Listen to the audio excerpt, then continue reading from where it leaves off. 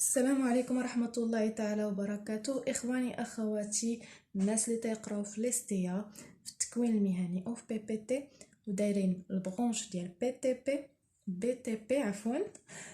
غادي نبداو الكور ديالنا في البلان موديل ديال البلان. ان شاء الله غادي نشرحوا كل فقرة بلي ديتاي ونعرفوا المعنى ديالها ولي زيكزامبل، ومن بعد غادي نخدم معكم تمارين. دونك الناس اللي يلا التحقوا بالقناه ما تنساوش لايك و ابوني باش تدعموا القناه، وما تنساوش كذلك بارطاجيو مع اصحابكم الى استفدتوا من لا فيديو. دونك نبداو باول فقره اللي هي لو جيني سيفيل. شنو هو لو جيني سيفيل؟ دونك لو جيني سيفيل غادي نتعرفوا عليه دابا. C'est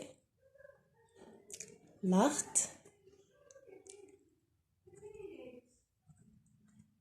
de construire. كنتمنى يبان لكم هكا بستيلو. de construire si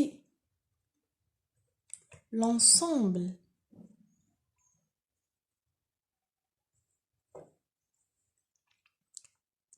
des techniques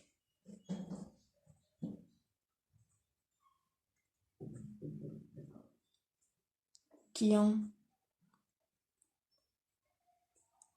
la mise en œuvre, ان شاء الله غادي نشرحوه بلي ديتاي. en œuvre pour pouvoir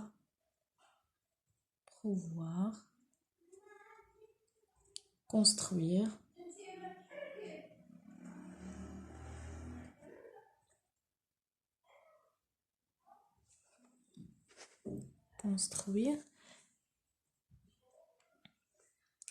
des édifices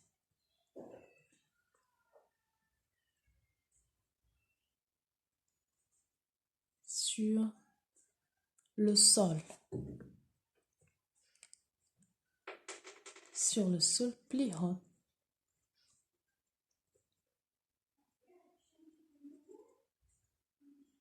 et plus grand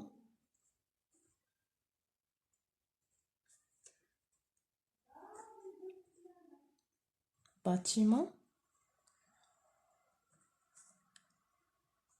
pont, route et tunnel, etc. Donc le génie civil اللي هو باللغة العربية هو الهندسة المدنية. هاد الهندسة المدنية هي واحد الفن، سي l'art de construire، هي واحد الفن بناء، فن البناء هي l'art de construire si l'ensemble des techniques qui ont la mise en œuvre pour pouvoir construire des édifices sur le sol plus haut, plus grand, bâtiments, ponts, routes, tunnels. سي لونسومبل دي تكنيك، هي مجموعه من التقنيات اللي تم تنفيذها باش تكون قادره يعني هاد الهندسه لو جيني سيفيل الهندسه المدنيه باش تكون قادره على بناء المباني على واحد الارض اللي هي كبيره، اللي هي غران. باتيمون هو البناء، جسر اللي هو بون هو الجسر، غوت كيف ما كتعرفوا هي الطريق، او تونيل اللي هو النفق. دونك بمعنى ان لو جيني سيفيل الهندسه المدنيه هي واحد الفن البناء اللي هو مجموعه من التقنيات اللي كتمكننا اننا نديروا واحد الدراسه على الارض.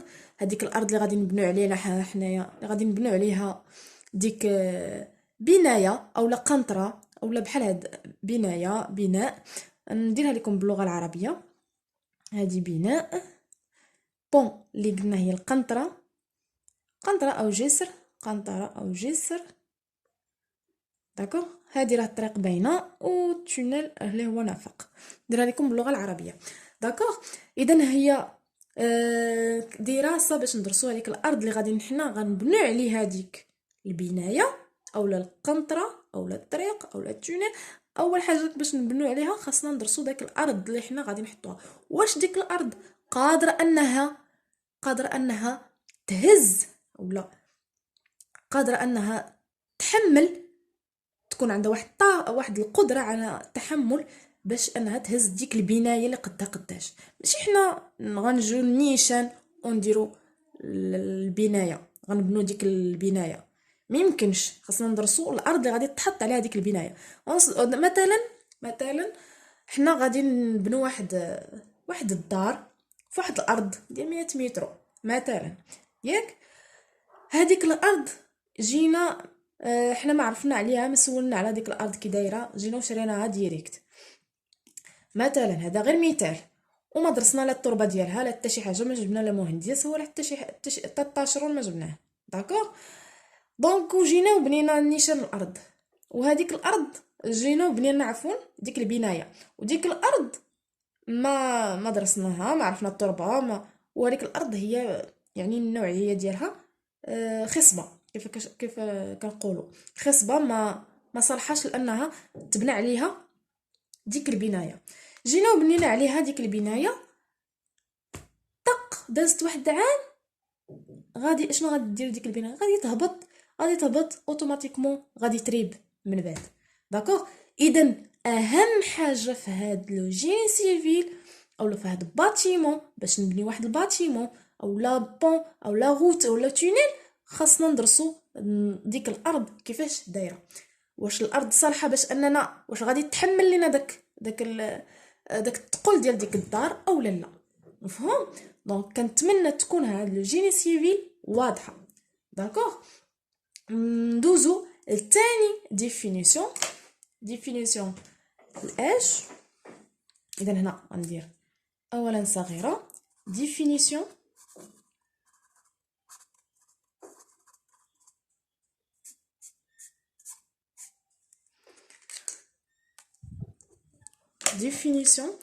اولا غادي نديفينيو ماتيريو.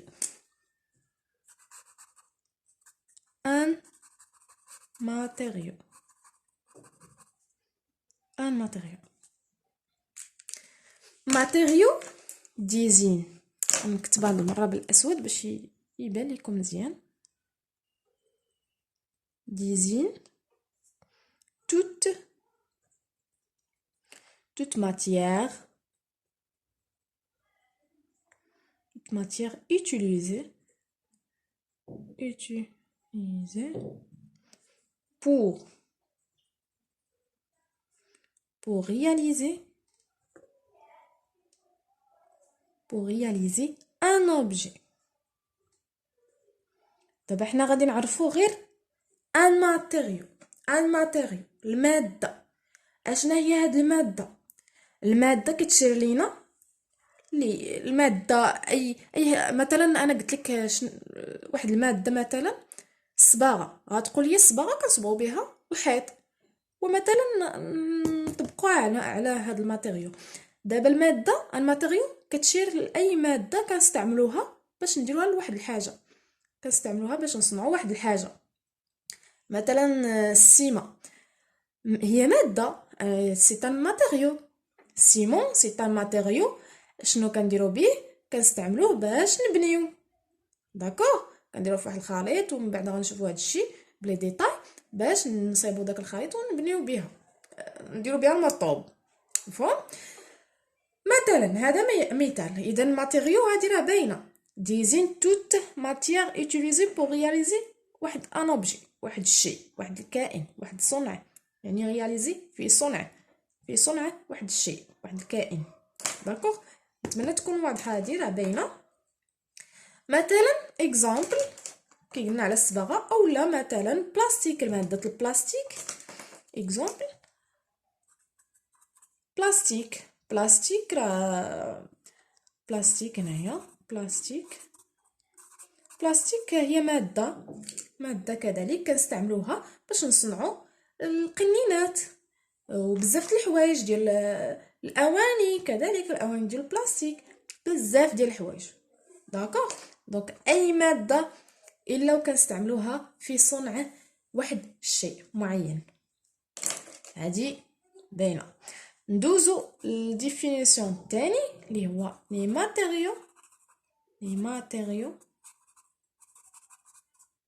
ماتيريو دو كونستركسيون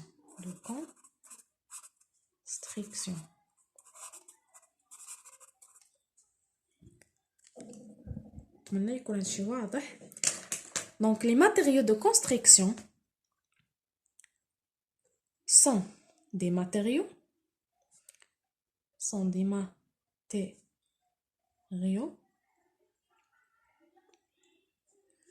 utilisés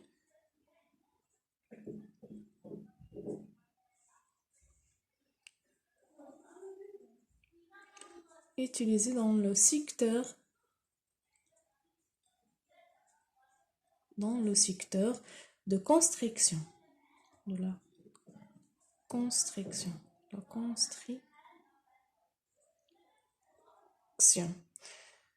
Deux points, bâtiment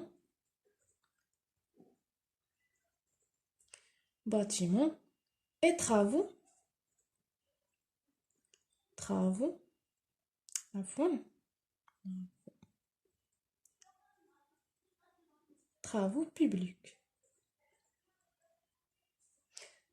publics.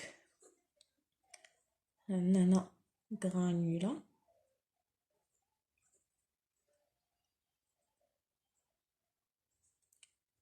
lion كذلك bois verre etc. par exemple غنديرو par exemple من بعد d'accord. إذن les matériaux de construction هما مواد البناء. Donc sont des matériaux utilisés dans le secteur de la construction. بمعنى هما المواد ديال البناء اللي كنستخدموهم في قطاع البناء والاشغال العامه، يعني باتيمون اي طرافو بوبليك. في قطاع البناء اللي هو باتيمون اي طرافو بوبليك، الاشغال العامه. مثال هنا بحال غرانيولا اللي هو الركام. غادي نوريهم لكم،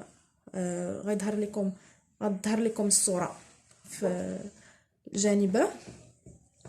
الغرانيولا ليون بوا اي فير، عندنا الخشب اي لي فير اللي هو فير هو زجاج. par exemple le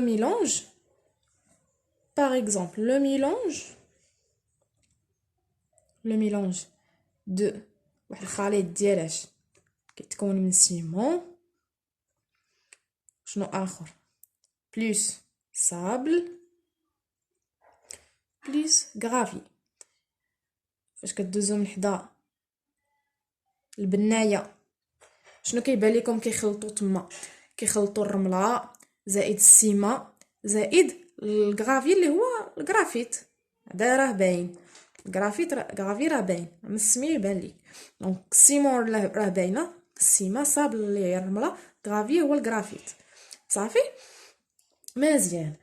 نودون شنو كيعطينا هذا الشيء؟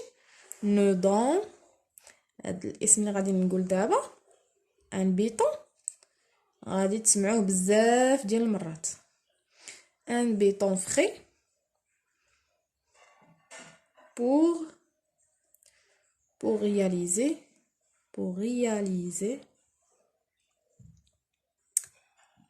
un bâtiment. بمعنى ان هذا الخليط اللي قلت لكم لو ميلونج ديال السيما والصابل الغرافيت شنو كيعطينا واحد البيطون. شنو هو البيطون؟ هو داك الحريره اللي الا جمعناه شي غيعطينا اكيد واحد الحريره كنديروا بها البني، كنبنوا بها. داكوغ، واحد الحريره اللي هي طازجه، اولا كيقولوا باللغه العربيه ان بيطون هي الخرسانه. ولكن باش نكونوا واقعيين اكثر اللي هي ديك الحريره ديال السيما والرمله مع الغرافيت. ندوزو الان للثانيه صغيره اللي هي كلاسيفيكاسيون classification des matériaux. تصنيف هاد المواد matériaux.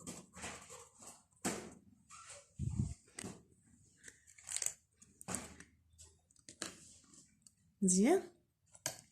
donc classification des matériaux اللي هي تصنيف المواد. les matériaux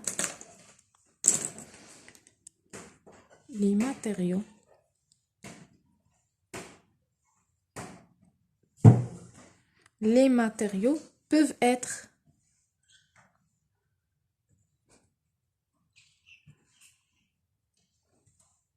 classés comme suite.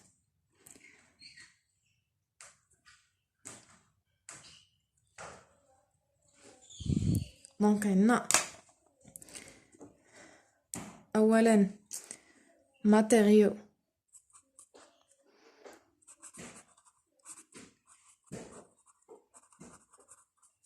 de construction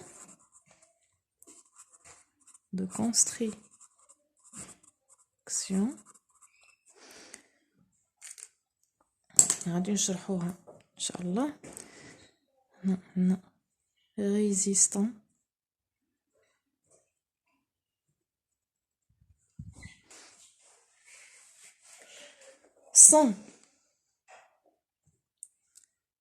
sont des matériaux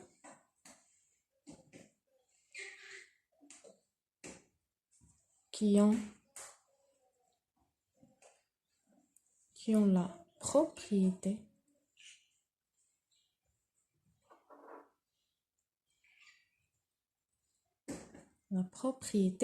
de résister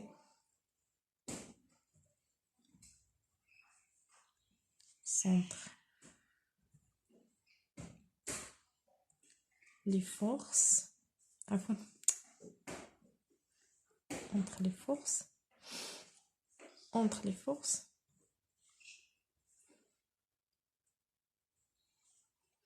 importantes.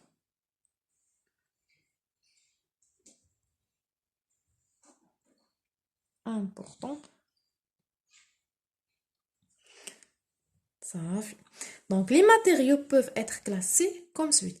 les matériaux de construction اللي هي مواد البناء اللي شنو ديك الساعات سابقا. ريزيستانس هي المقاومه.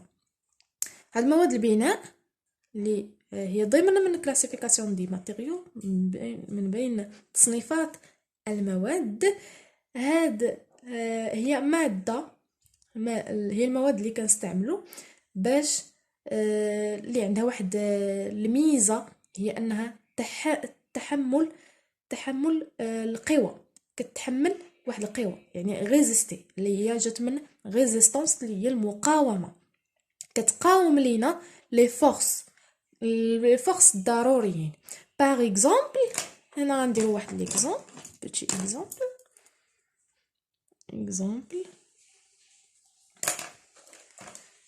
اكزومبل مثلا ميتاليك اللي هو المعدن.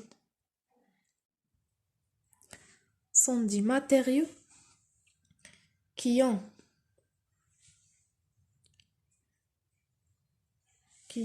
la propriété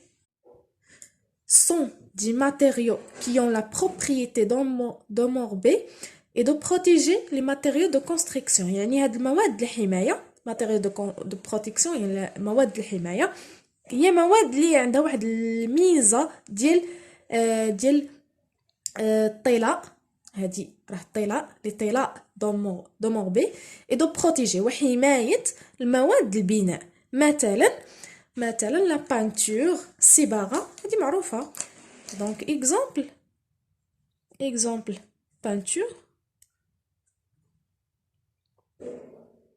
بانتور لوندوي اللي كنسمعوه ديما او مونوكوش اللي هو احادي الطبقه. مثال ايطونشيت اللي هو معروف تا هو الزفت كنقولوا عليه بالعربيه الزفت اي اكسيتيرا. دونك المواد اللي هي المواد اللي كتحمي لينا مواد البناء اللي قلنا عليها، مواد البناء اللي هما هادي كتحمي لينا هادو، مفهوم؟ دونك كلاسيفيكاسيون دي ماتيريو كتنقسم لينا جوج ديال الاشياء اللي هي ماتيريو دو كونستركسيون اي ثانيا ماتيريو دو بروتيكسيون. كلاسيفيكاسيون دي ماتيريو كتنقسم لينا مواد البناء اللي كتقاوم لينا القوى، والتصنيف الثاني اللي هو المواد ديال الحمايه اللي كتحمي لينا مواد البناء اللي ديجا هضرنا عليهم هنا. مثلا بانتور سيبارا، لوندوي اللي كيكون لتحت من لا بانتور، اي مونوكوشي اللي احادي طبقه اللي مثلا الزفت الى اخره. دونك هادشي اللي عندنا في هاد لابارتي هادي. نتمنى يكون عجبكم الشرح، ولا استفدتوا اكثر بارطاجيو مع صحابكم. نشوفكم في فيديو الماجي.